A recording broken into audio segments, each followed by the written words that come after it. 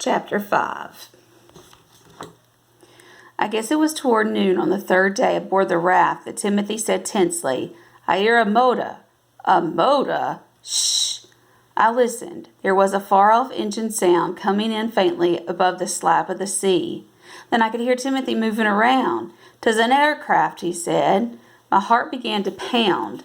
They were looking for us. I felt around, then crawled from beneath the shelter to look toward the sound, but I could see nothing. I heard the hinges on the trapdoor creak.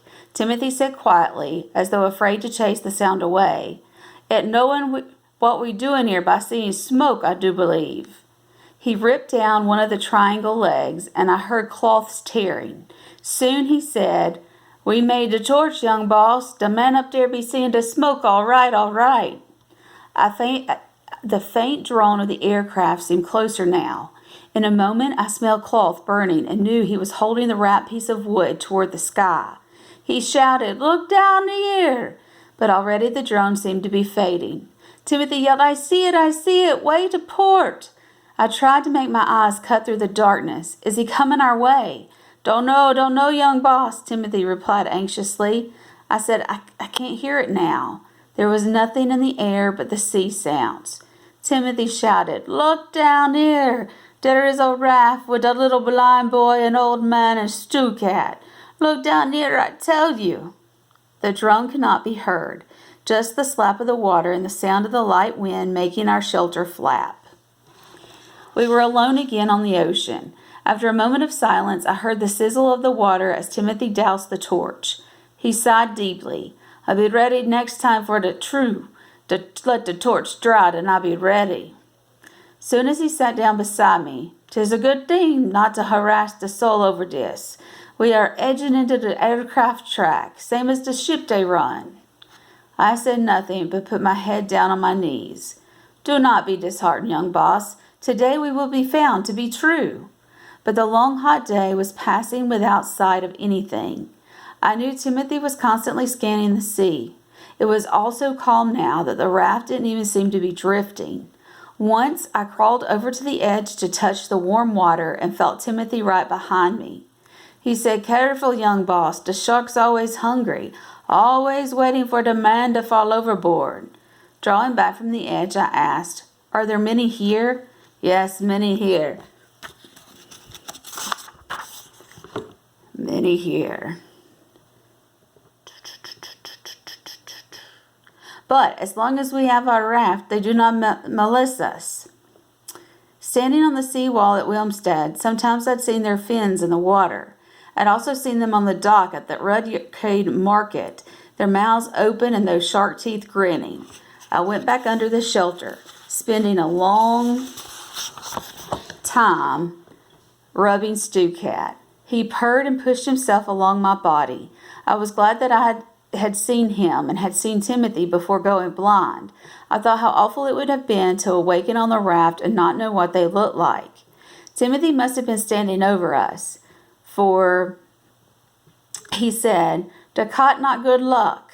After a moment he added, "But to cause the death of a cod is very bad luck."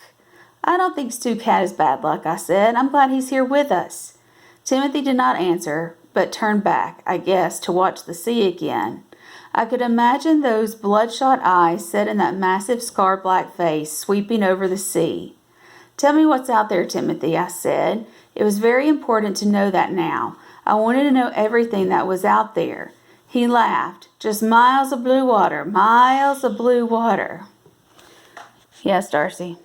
I set my own mini beanbag and put a pillow behind me, and I'm watching Dracula, and I'm going, and so if I fall asleep in there, I'll be nice and comfortable. Okay.